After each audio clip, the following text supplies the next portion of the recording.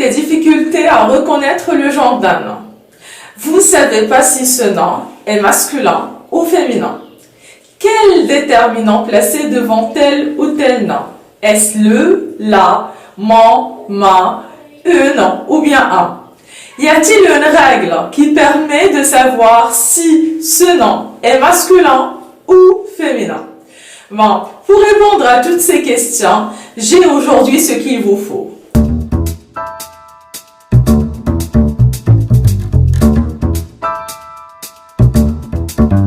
Bonjour tout le monde, j'espère que vous allez très bien. La leçon d'aujourd'hui va porter sur le genre des noms. Comme vous savez, en langue française, on distingue deux genres, le masculin et le féminin. Mais comment reconnaître le genre d'un nom? Y a-t-il une règle qui permet de reconnaître ou bien de savoir si ce nom est masculin ou féminin? En général, c'est par usage que l'on apprend à reconnaître le genre d'un nom. J'entends par usage, tout simplement, c'est par utilisation de la langue, par confrontation de la langue, en communiquant à travers cette langue que l'on apprend à distinguer les genres des noms. Je dis bien par confrontation, par communication et par lecture. Par lecture, c'est en lisant. C'est en lisant et j'invite tout le monde à travers cette vidéo à lire, car la lecture est le moyen le plus efficace pour apprendre toute langue. Donc, en lisant des noms, en lisant des textes, des histoires, je vais bien évidemment rencontrer des noms accompagnés de déterminants et je vais reconnaître le genre du nom grâce et à travers le déterminant qui l'accompagne. Soit c'est un la, soit c'est un le, soit c'est un une, ça dépend du déterminant qui accompagne ce nom. Mais heureusement, il y a une règle qui permet de reconnaître le genre d'un nom. Commençons par les noms masculins. En général, les noms qui se terminent par les suffixes suivants sont des noms masculins. Le suffixe IER, c'est-à-dire les noms qui se terminent par IER, comme un encrier. Un encrier, c'est un nom masculin. Les noms qui se terminent par le suffixe age, A-G-E, comme le nom un plumage ou bien le plumage. Les noms qui se terminent par le suffixe AS, AS à la fin, comme le nom un plâtras, un plâtras. Les noms qui se terminent par le suffixe EUMENT, EUMENT, E-M-E-N-T, E-M-E-N-T, comme un logement, un logement. Les noms qui se terminent par le suffixe amant, A-M-E-N-T, A-M-E-N-T, comme un testament, un testament. Les noms qui se terminent par le suffixe IN, les noms qui se terminent par le suffixe IN, comme un rondin, un rondin. Les noms qui se terminent par le suffixe IS.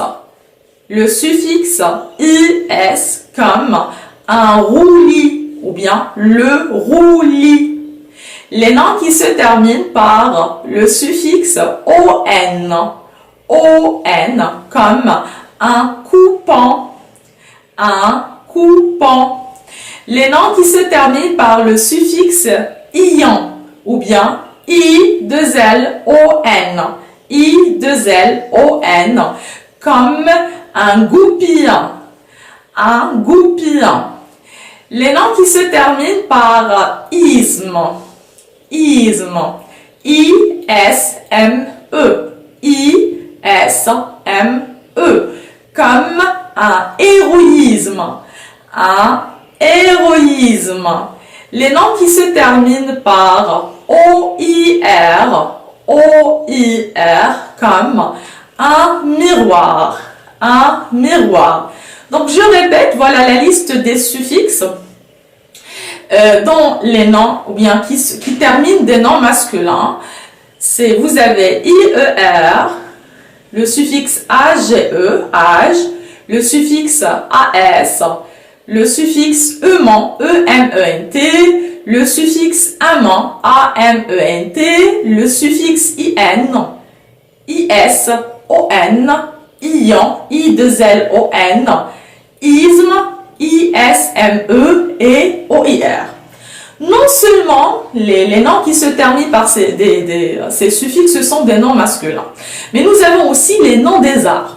Tous les noms des arbres sont des noms masculins. Exemple, le chêne, le bouleau, un pommier, un cerisier, etc. Les noms des métaux et les noms des corps chimiques. Les noms des métaux et les noms des corps chimiques sont des noms masculins, comme l'or, l'argent, le cobalt, le cuivre, le soufre, qui est un corps chimique.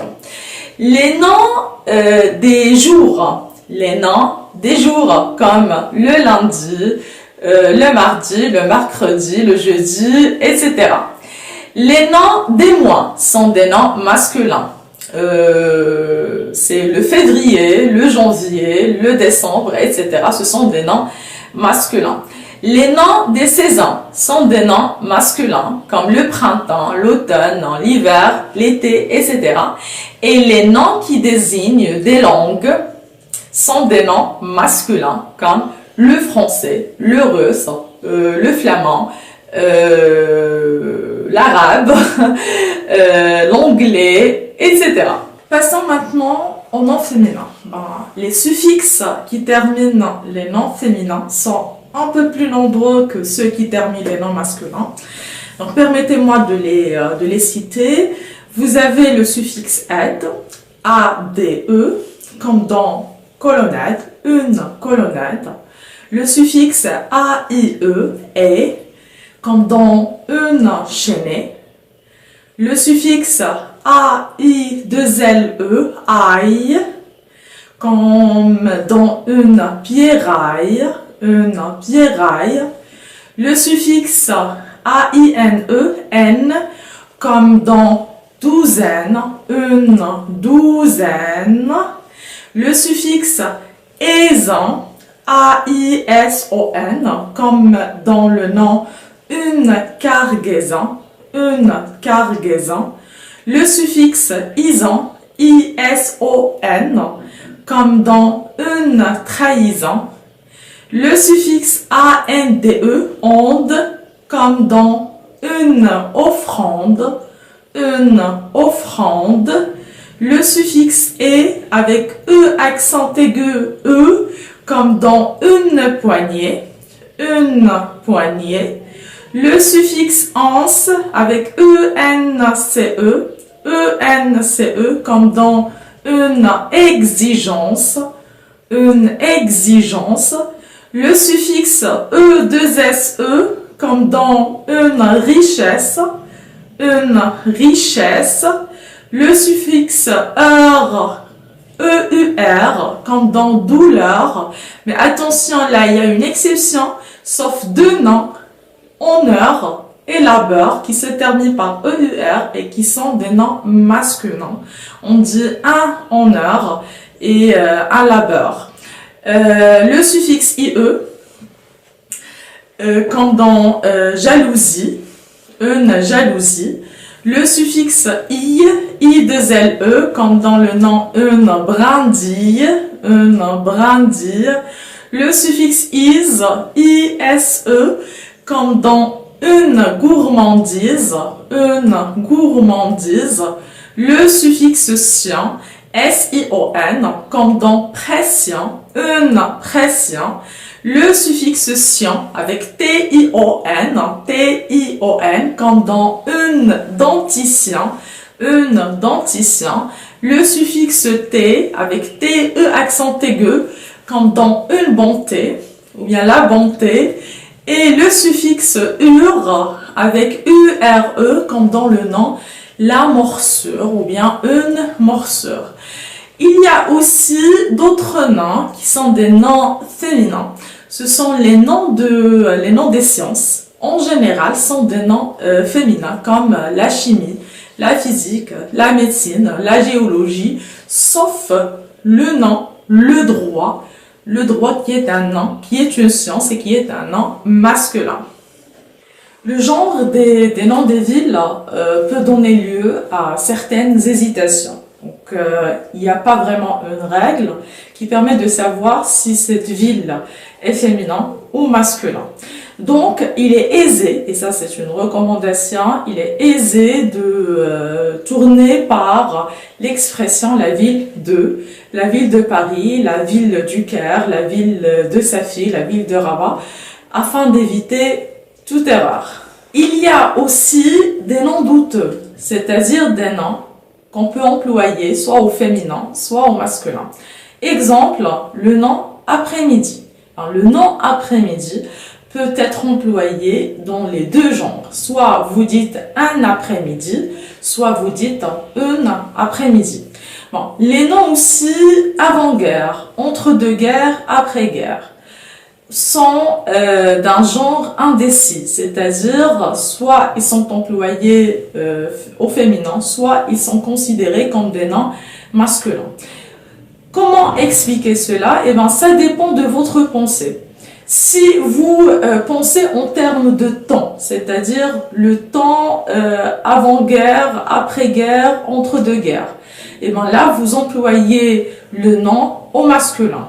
Si vous pensez en termes de période, la période, et donc là, vous employez ou bien vous considérez le nom en tant que nom féminin. Concernant les noms composés et leur genre, ben, pour les noms composés, ben, normalement, le nom composé prend le genre du nom qui détermine le nom composé. C'est-à-dire, si vous avez par exemple le nom composé bateau-mouchant, eh ben, on sait bien que le nom qui détermine ici le nom composé, c'est bateau.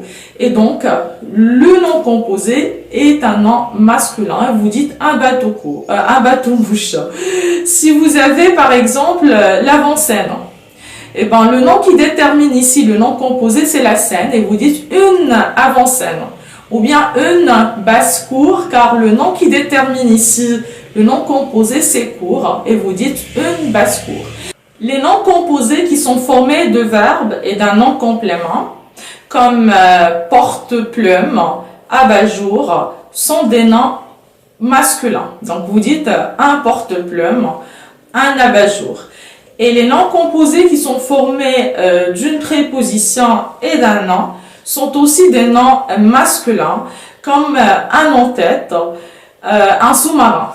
Voilà, donc j'arrive à la fin de cette vidéo. J'espère que vous avez retenu énormément de choses et que vous êtes capable à présent à reconnaître le genre d'un nom à travers tout ce que je vous ai montré aujourd'hui. Sur ce, je vous remercie énormément et je vous dis au revoir et à très bientôt.